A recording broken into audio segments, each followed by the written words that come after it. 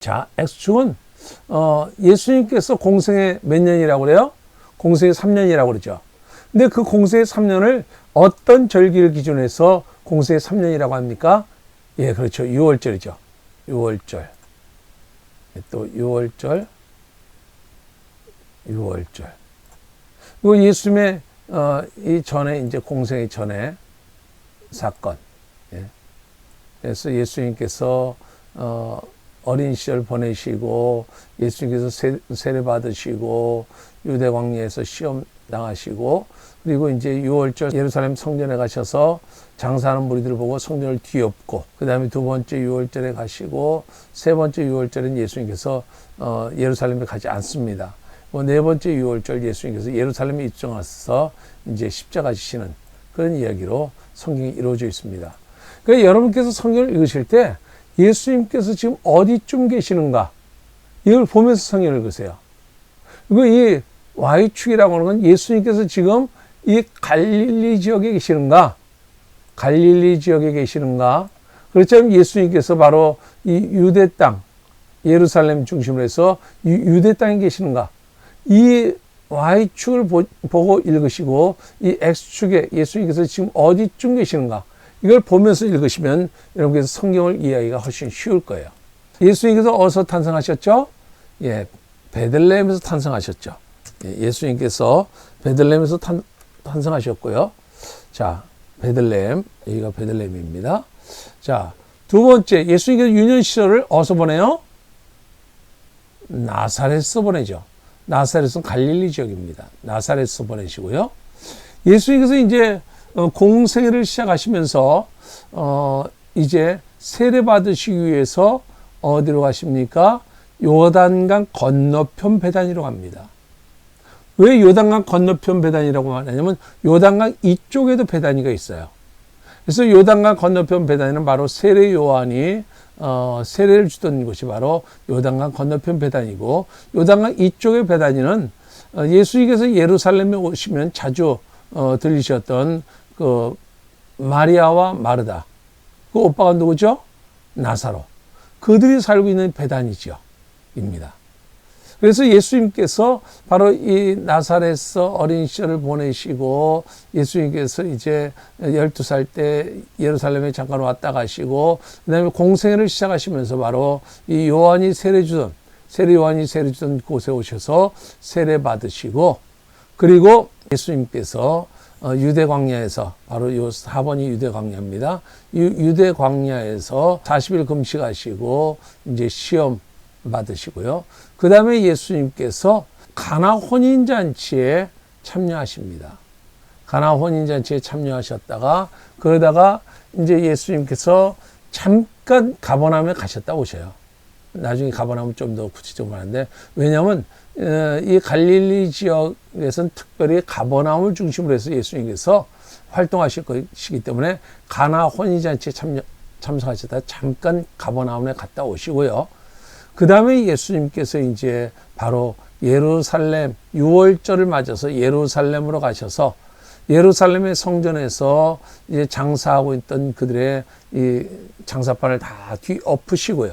예수님께서 이제 저 갈릴리 지역으로 가시다가 이 수가성에서 물 길고 있던 그 여인을 전도하시고요. 예.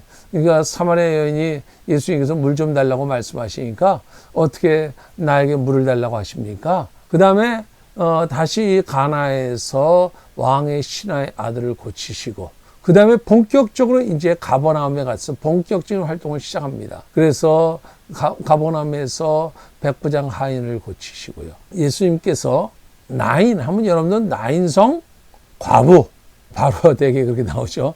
이 나인성 과부의 아들을 살리시고요. 그 다음에 갈릴리 호수에서 예수님께서 풍랑을 잠잠케 하시는 사건, 그 다음에 벳세다에서 오병이어의 기적을 베푸시고요. 그 다음에 가다라에서 귀신을 쫓아내시고요. 그 다음에 오병이어의 기적을 베푸시고 그리고 12광주리가 남는 그 사건이 사복음서에 다 기록되다 보니까 사실 예수님께서 여기 이제 대가볼리에서 7병이어의 사건이 나와요. 칠병이어의 사건이 나오는데, 그리고 7광주가 낳는 그 사건이 나옴에도 불구하고 사람들은 이 오병이어만 주로 많이 기억을 하는데요. 이 칠병이어의 기적이 나오고요. 가나안 여인의 딸을 고치는 장면이 이제 여기 두로와 시돈 이 지역에서 예수님께서 바로 가나안 여인의 딸을 고치시고, 그리고 예수님께서 제자들 데리고 이제 가이사랴 빌립보는 아주 경치가 좋은 곳이에요.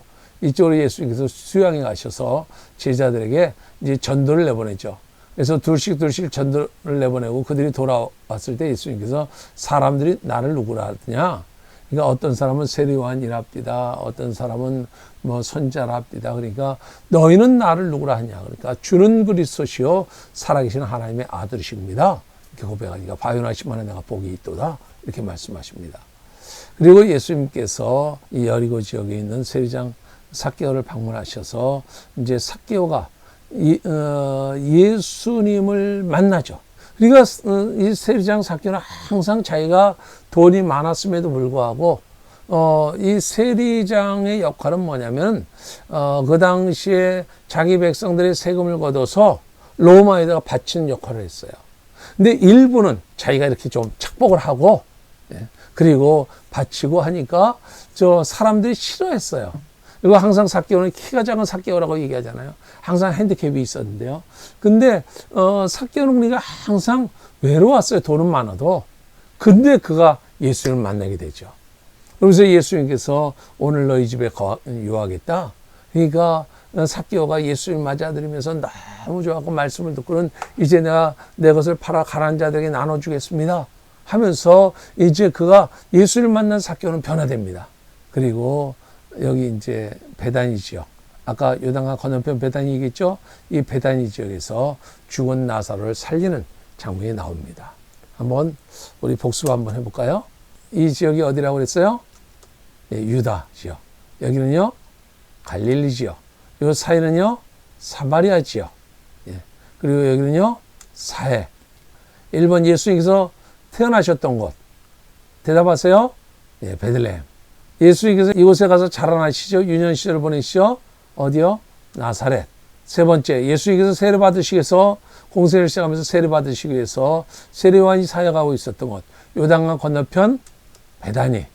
그리고 예수님께서 유대 광야에서 바로 시험 받으시고요. 그 다음에 예수님께서 혼인잔치 어디요? 가나. 여기서 첫 번째 기적을 베푸시죠. 그 다음에 예수님께서 이제 제가 미리 대답을 했네요.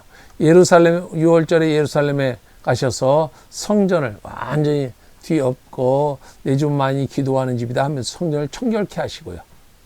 그 다음에 예수님께서 이제 8개월 동안 여기 머물다가 이제 갈릴리 지역으로 가시면서 사마리아 지역의 수가성을 만나서 전도하게 되고, 그리고 이제 8번째로 바로 가나에 가서 이제 왕의 신하의 아들을 고치시고요. 그 다음에 여기 이제 본격적으로 갈릴리에서는 어디를 중심으로 해서 활동하셨다고요? 아까 가버나움. 그 다음에 예수님께서 무슨 성 과부요? 나인. 과부의 아들을 살리시고요. 예수님께서 이 호수, 무슨 호수요? 갈릴리 호수에서 물을 풍랑을 잠잠케 하시고요. 그 다음에 오병이어의 기적을 베풀었던 곳이요? 벳세다. 그 다음에 귀신 들린 자를 쫓아냈던 곳이요? 가다라. 칠병이어의 기적을 베푸셨던 곳이요? 데가볼리. 그 다음에 15번 바로 가나안 여인의 딸을 고치신 두로와 시돈, 두로. 예수님께서 제자들을 데리고 가서 전도를 내보냈고, 베드로가 주는 그리스도시요 살아계신 하나님의 아들이십니다라고 고백했던 가이사랴 빌립보. 그 다음에 삭개오가 예수님 만나고 변화됐던 바로 여리고, 그리고 죽은 나사로를 살리는 베다니, 이렇게 있습니다. 수고하셨습니다. 오늘 강의가 여러분에게 성경을 이해하는 데 도움이 되었으면 좋겠습니다. 그럼 우리 다음에 건강한 모습으로 만나요.